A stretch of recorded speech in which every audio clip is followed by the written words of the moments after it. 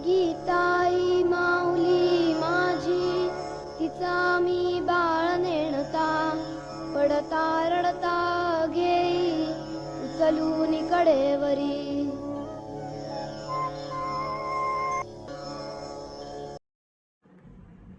आप सबको जय जगत। मेरा नाम तेजस्विनी अरविंद महल्ले, अमरावती महाराष्ट्र से। आज दिनांक 5 नवंबर, गीता प्रवचन अध्याय 16वां। संतों के प्रयोग के बाद आज हम चौथा प्रयोग कर रहे हैं। वह है सारा समाज मिलकर अहिंसात्मक साधनों से हिंसा का प्रतिकार करे।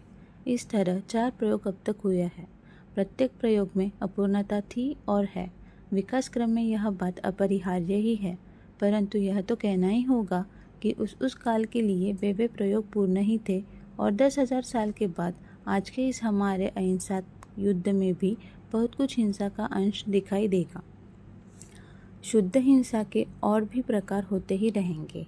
ज्ञान, कर्म और भक्ति का ही नहीं, सभी सद्गुणों का विकास हो रहा है। पूर्ण वस्तु एक ही है, वह है परमात्मा।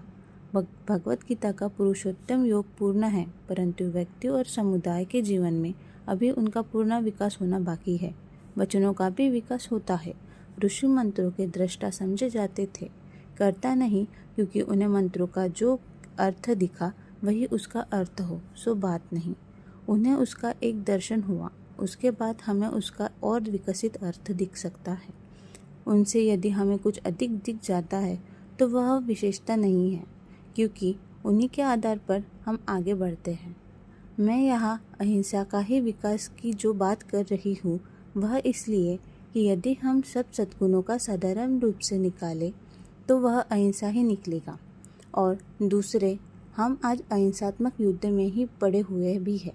इस तरह हमने देखा कि इस तत्व का विकास कैसे हो रहा है। धन्यवाद।